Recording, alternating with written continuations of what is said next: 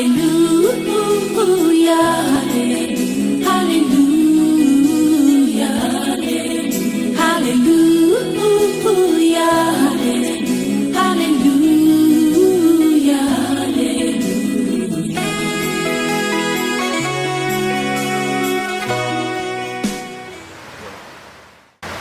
amis, nous voici de retour dans cette troisième partie qui porte sur le thème, n'est-ce pas, notre capsule porte sur le thème « Dieu a-t-il uni ce que l'homme a séparé ?»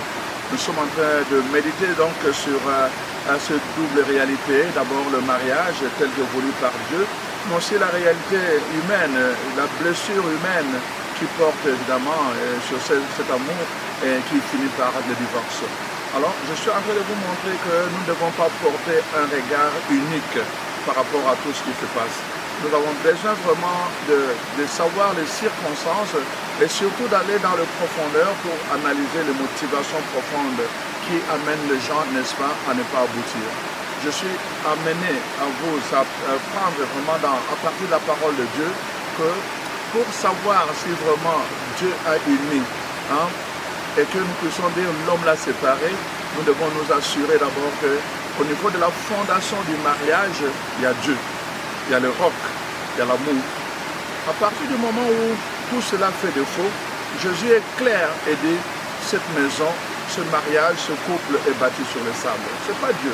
Il est bâti sur le sable, il n'est pas bâti sur Dieu. Alors c'est important, on doit reprendre au niveau de la fondation. Quand notre fondation est mal partie, tu peux bâtir une maison en étage, tu vas la regretter. Tu peux bâtir un étage, dès que la fondation n'est pas solide, dès que la fondation ne répond pas au poids, n'est-ce pas, de la hauteur de la maison, ça va s'écrouler à un moment donné. C'est la loi de la nature. Je vous ai amené en ce lieu ici pour que justement vous puissiez apprendre. La nature nous apprend des choses. Nous voulons apprendre. C'est une école qui nous montre les choses, les principes de vie. Alors voilà pourquoi je pense que c'est important que nous puissions être là et méditer un peu sur ce sujet qui est très délicat.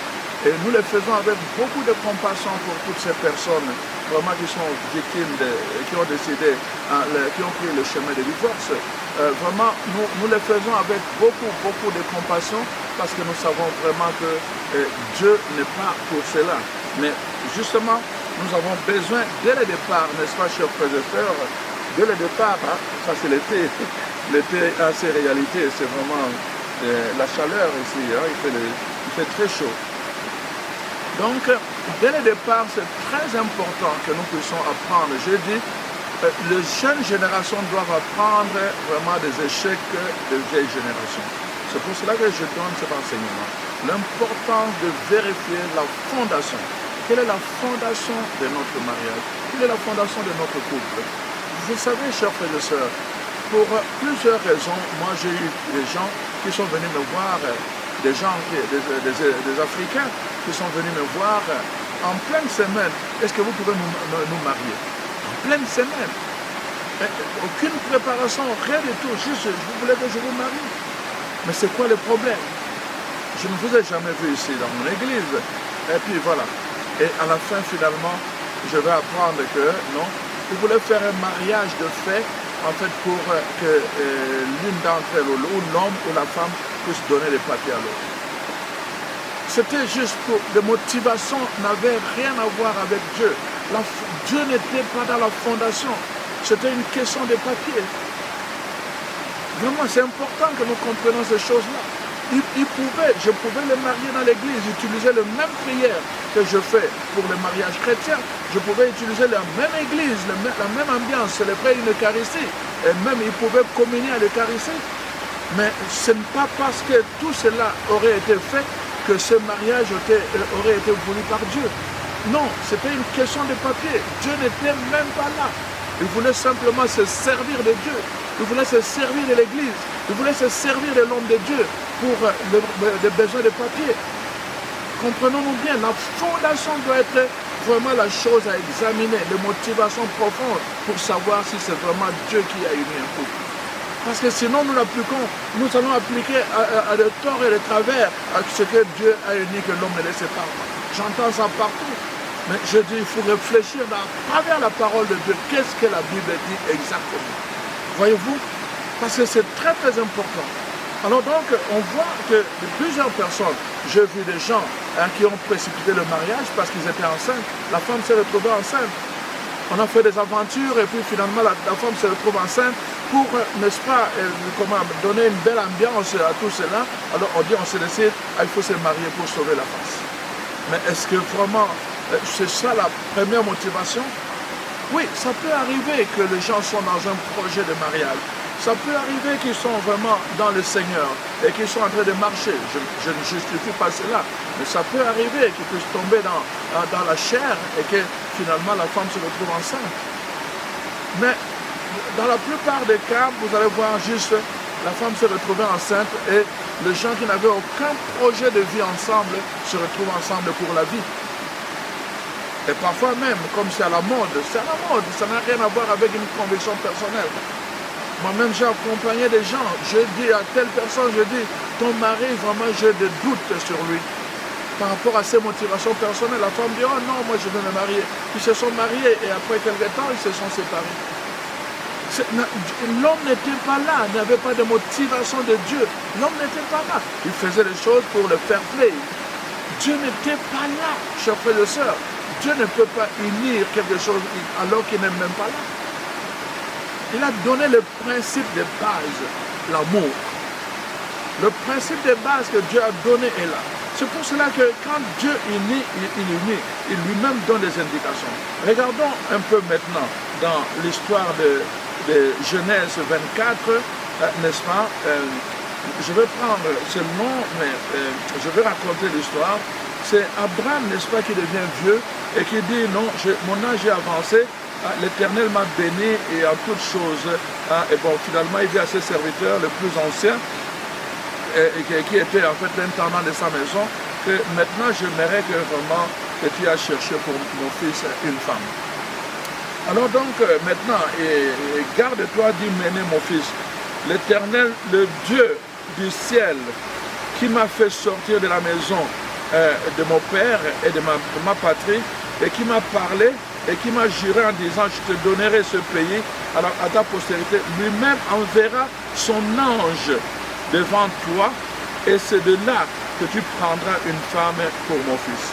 Voyez-vous, il associe Dieu dès le départ. Abraham ne choisit pas.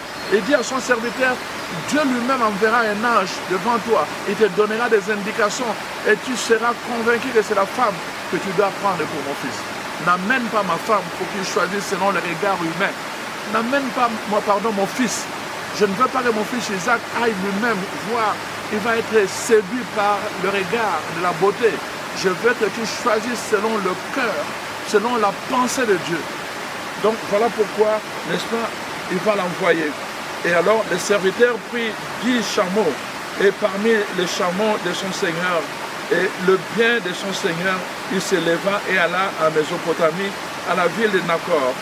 Il reposa les chameaux sur les genoux hors de la ville, près d'un puits, au temps du soir, au temps où sortent celles qui vont puiser de l'eau. Alors, voici ce que le serviteur dit. Le serviteur dit, Éternel Dieu de mon Père, de mon Seigneur Abraham, fais-moi, je t'en prie, rencontrer aujourd'hui ce que je désire et use de bonté envers mon Seigneur Abraham. Voici, je me tiens près de la source d'eau et les filles des gens de cette ville vont sortir pour puiser de l'eau. Que la jeune fille à laquelle je dirai, penche ta criche, je te prie pour que je boive, et qui répondra, bois, et je donnerai aussi à boire à tes chameaux, soit celle que tu as destinée à mon serviteur Isaac. Et par là, je connaîtrai que tu uses de bonté envers mon Seigneur. Donc, je suis vraiment, à partir du verset 12 jusqu'au verset 14, on voit la prière de cet homme. Il prie Dieu. Il dit, donne-moi, voilà, pour que je puisse le savoir, moi-même, je te donne une indication. Donc, moi, je vais demander à boire. La fille qui va me donner à boire et qui va s'offrir elle-même pour abreuver mes chameaux, alors ça va être celle-là que je vais prendre pour une femme, pour le fils de mon patron. Et voilà exactement, c'est là que Rebecca née de Bénuel va arriver. C'était une jeune fille très belle de figure. Elle était vierge et aucun homme ne l'avait connue. Elle descendit à la source, remplit sa cruche et remonta. Les serviteurs courirent au-devant d'elle et dit, « Laisse-moi boire, je t'en prie, un peu d'eau de ta cruche. » Elle répondit, « Bois, mon Seigneur. » Elle s'empressa d'abaisser sa cruche sur sa main et lui donna à boire. Donc, pas seulement il lui donne à boire à cet homme, l'employé d'Abraham, mais après l'avoir donné à boire, elle dit, « Je puiserai aussi pour tes chameaux jusqu'à ce qu'elles aient assez bu. » Imaginez, exactement comme ce serviteur avait demandé, et Dieu envoie Rebecca faire exactement ce qu'il avait demandé. Donc on voit que Dieu est au commencement de ce mariage. Il est là, ils invoquent Dieu, ils demandent la volonté de Dieu, ils demandent les signes de Dieu, ou plutôt ils donnent des signes à Dieu. Et alors Rebecca est la femme d'Isaac. Et on voit comment Dieu lui-même va se révéler à Rebecca quand il va avoir, n'est-ce pas, des jumeaux. C'est très important. Je suis en train de vous montrer la différence. Là où Dieu est au commencement d'un mariage et il bénit les mariages, on voit la différence. Là où Dieu n'est pas là, il maudit. Il maudit. Il n'est pas là parce que le cœur de l'homme peut être détourné de son Dieu. Parce qu'il s'est associé avec quelqu'un qui n'a aucune considération avec le Dieu d'Abraham, d'Isaac, de Jacob. Voilà pourquoi Dieu tient à ce qu'au commencement, que le mariage soit bâti sur le rocher, sur sa parole. Le mariage est le désir de Dieu. C'est Dieu qui a désiré que l'homme ne soit pas seul. C'est Dieu qui l'a mis, déjà de façon constitutive en couple. Nous sommes dans le plan de Dieu. Nous ne pouvons pas commencer le mariage sans Dieu. Nous ne pouvons pas bâtir notre vie de mariage sans Dieu. Et nous bâtissons notre vie de mariage sans Dieu. Nous disons c'est Dieu qui a uni. Mais non, chers frères et sœurs, ce n'est pas le fait que je puisse bénir que la bénédiction se rend.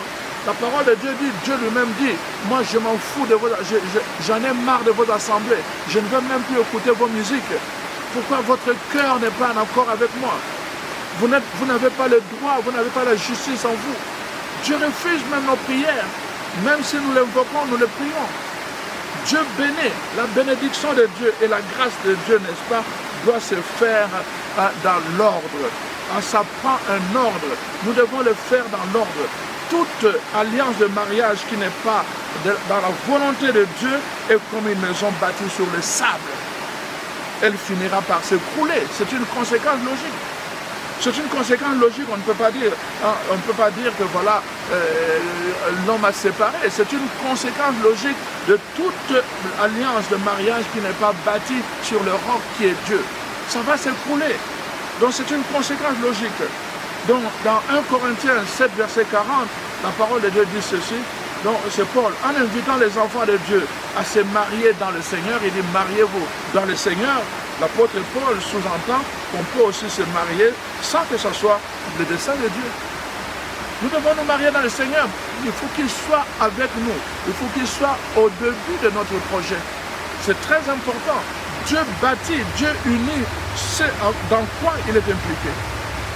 Alors donc, voici ce que je voulais vraiment vous partager, c'est très très important. Dans 2 Corinthiens 6, verset 14, voici ce que la parole de Dieu dit. 2 Corinthiens 6, verset 14. Ne vous mettez pas avec les infidèles sous le joug étranger, car quel rapport y a-t-il entre la justice et l'injustice et l'iniquité? Quel rapport y a-t-il entre la lumière et les ténèbres? Quel lien y a-t-il entre le fidèle et l'infidèle? Et entre le Christ et Bélial? C'est pourquoi, permet la parole de Dieu, sortez du milieu d'eux et séparez-vous, dit le Seigneur. Quand il n'y a pas de rapport, la parole de Dieu dit qu'il faut se séparer. Sortez du milieu d'eux, séparez-vous. Donc vous ne pouvez pas demeurer. Donc ne mettez pas avec les infidèles, les gens qui n'ont aucune crainte pour le Seigneur. Ne vous mettez pas sous le joug étranger. Il n'y a aucun rapport entre la justice et l'iniquité, aucun rapport entre la lumière et les ténèbres. Il n'y a aucun rapport entre le fidèle et l'infidèle. Vous ne pouvez pas, Dieu ne bâtit pas comme ça. Dieu ne bâtit pas comme ça. Bien sûr qu'un homme de Dieu, un croyant, un chrétien, peut épouser un païen. Un païen, il peut l'épouser pour l'amener, n'est-ce pas, par sa grâce et par la grâce de Dieu. Il peut amener le païen à confesser Dieu. Mais à partir du moment où vous avez affaire à des gens qui ont endurci leur cœur et que tu fais alliance avec eux, dans le mariage, tu peux en souffrir. Tu peux en souffrir. Il y a des tribus, il y a des religions, il y a beaucoup de cultures. Alors, quand vous vous mariez, l'homme doit s'imposer, il prend toute la place pour écraser la femme. La femme n'est rien. Dès que tu t'engages là, ça n'a rien à voir avec Dieu. Tu t'engages toi-même. La parole de Dieu te dit, il n'y a pas de rapport. Si toi tu établis un rapport entre la justice qui est en toi avec l'injustice, c'est ton problème. Si tu établis un rapport entre le fidèle que tu es et l'infidèle, quelqu'un qui est dans cette révolte contre Dieu, dans la rébellion envers Dieu, ça t'engage toi. Dieu n'est pas là. Soyons clairs là-dessus, chers frères et sœurs. La parole de Dieu dit, la parole de Dieu conseille, n'est-ce pas, de sortir du milieu de ce genre d'alliance et de sortir, de se séparer.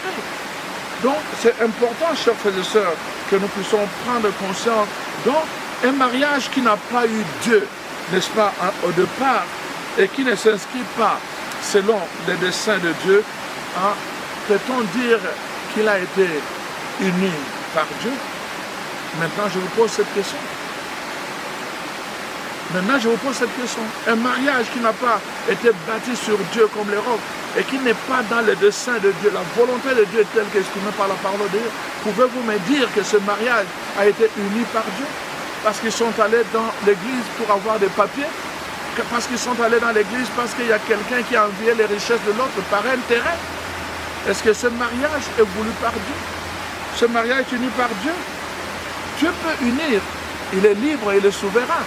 Mais ce que je suis en train de vous dire, faites attention, parce que nous avons vu, Dieu lui-même a dit dans certains mariages, je suis contre toi parce que tu as été faire alliance de mariage avec la famille d'Akab.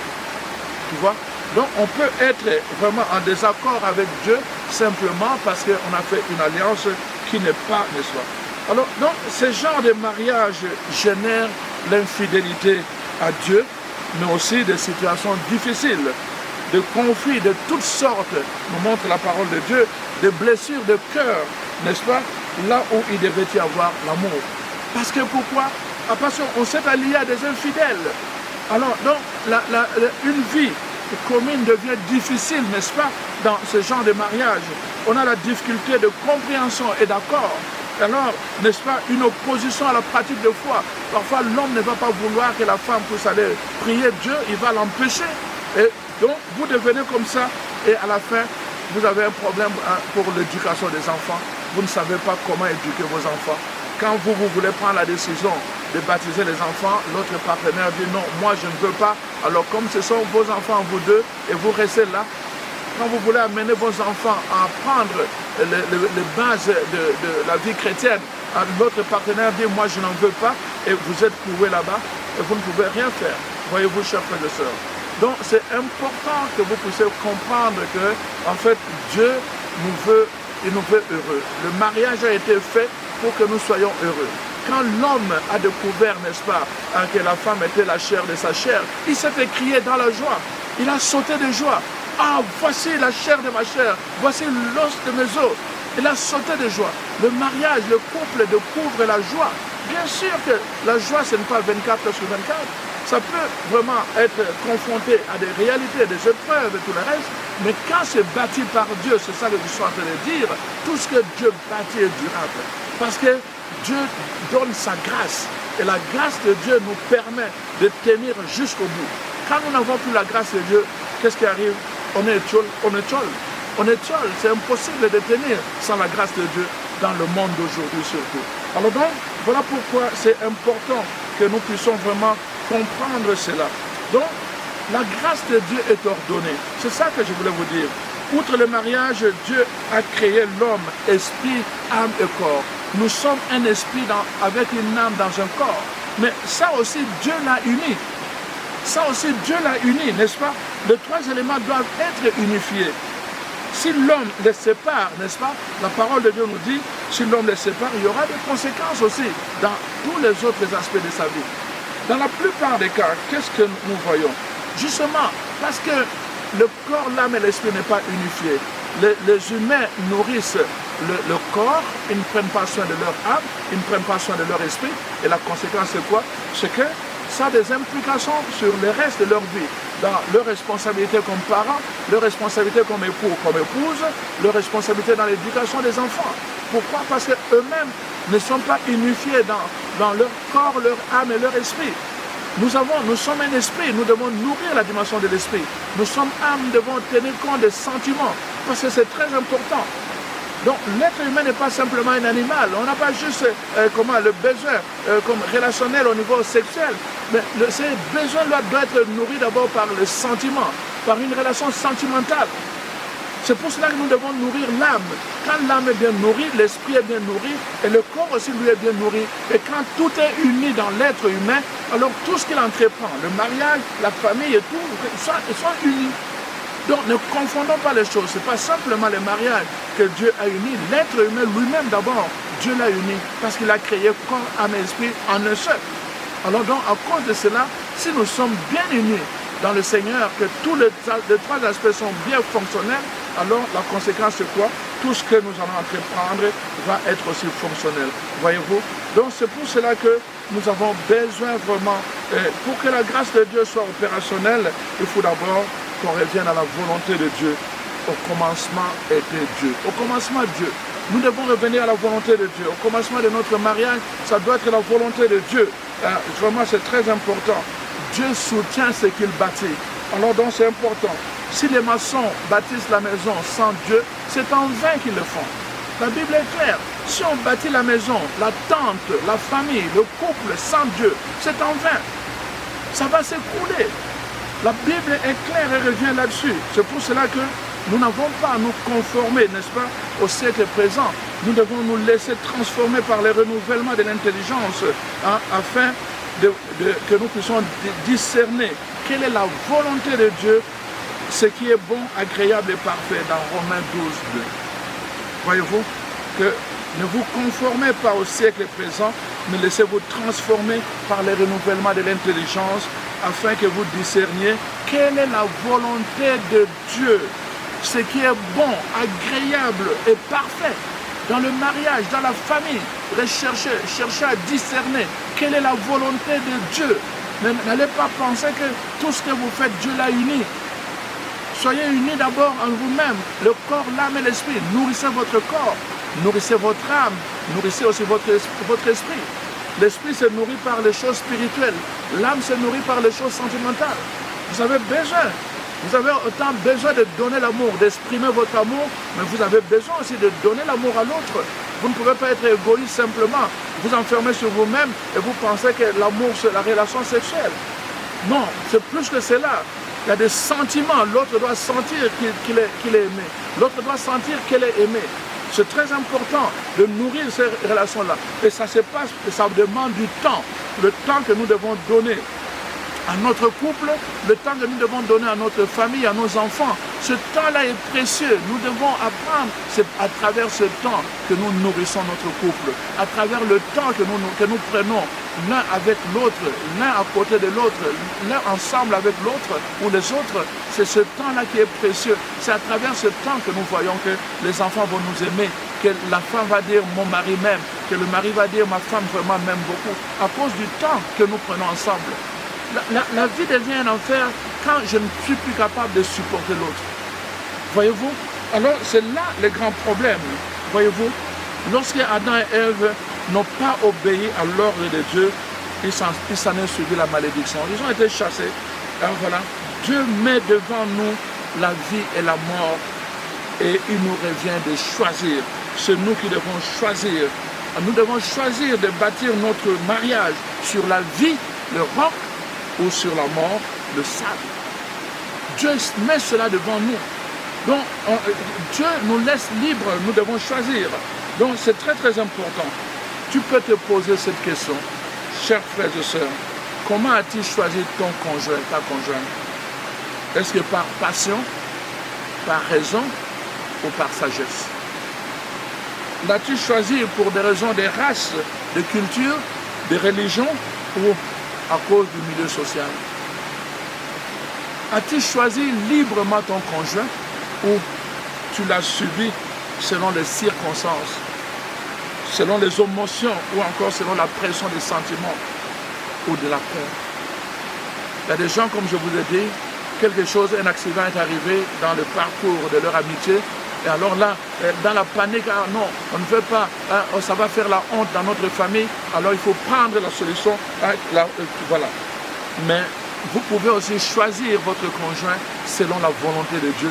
Parce que Dieu ne veut pas que vous soyez seul.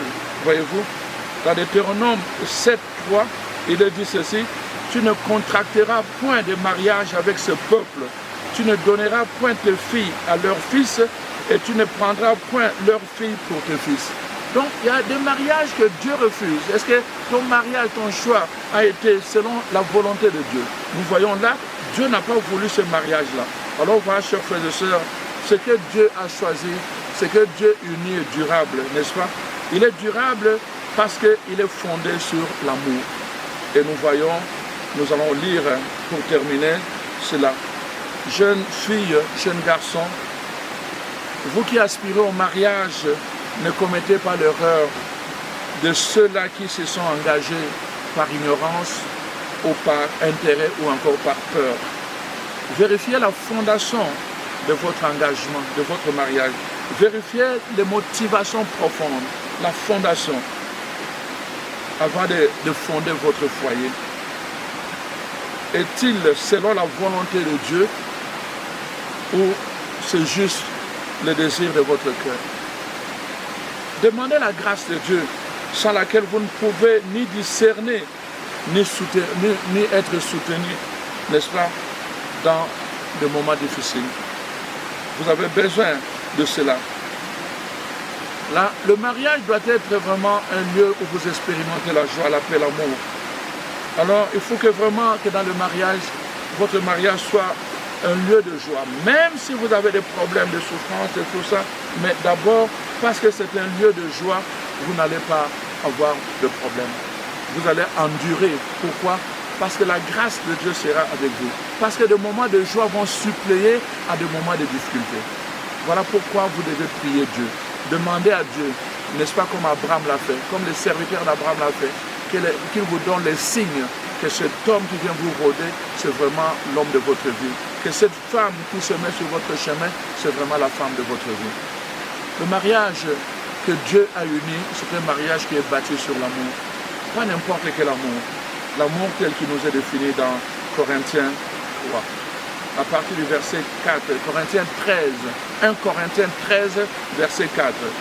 L'amour est patient, l'amour est plein de beauté, l'amour n'est point envieux, l'amour ne se vante point, il ne s'enfle point d'orgueil, l'amour ne fait rien de malhonnête, l'amour ne cherche pas son intérêt, l'amour ne s'irrite point, l'amour ne soupçonne point le mal, l'amour ne se réjouit point de l'injustice, mais il se réjouit de la vérité. L'amour excuse tout, l'amour croit tout, l'amour espère tout, l'amour supporte tout. L'amour ne périra jamais. Voilà, chers frères et sœurs, le message que je voulais vous passer aujourd'hui. Vraiment, je prie Dieu en ce lieu. Yahweh, Dieu d'Abraham, d'Isaac, de Jacob, toi qui as créé toutes choses, la nature que nous admirons, toi qui as fait advenir l'être humain et qui l'a créé à ton image, à ta ressemblance, tu as voulu que sur la terre il puisse refléter ta gloire. Et tu as voulu que cette gloire se manifeste chaque fois quand il marche dans la fidélité. Je te prie, Seigneur, pour invoquer ta miséricorde sur tous les couples, Seigneur, qui ont vécu des blessures, des moments difficiles. Et je te prie, Seigneur, de donner le discernement et la lumière à tous les jeunes couples, les jeunes qui veulent s'engager, qui aspirent au mariage. Je te prie de bénir tous les couples qui expérimentent la joie, le bonheur, parce qu'ils ont bâti leur amour sur toi comme roc. Alors, Seigneur, sois le roc de nos vies, sois le rocher de nos vies. soit la source de notre joie, de notre paix, de notre bonheur. Alors visite, localise tous ceux qui mettent leur confiance en toi et restaure-leur. Au nom puissant de Jésus, nous te prions. Amen. Amen. Amen. Alors soyez bénis et à la prochaine semaine pour une autre capsule. Le Seigneur va nous inspirer le thème. Voilà.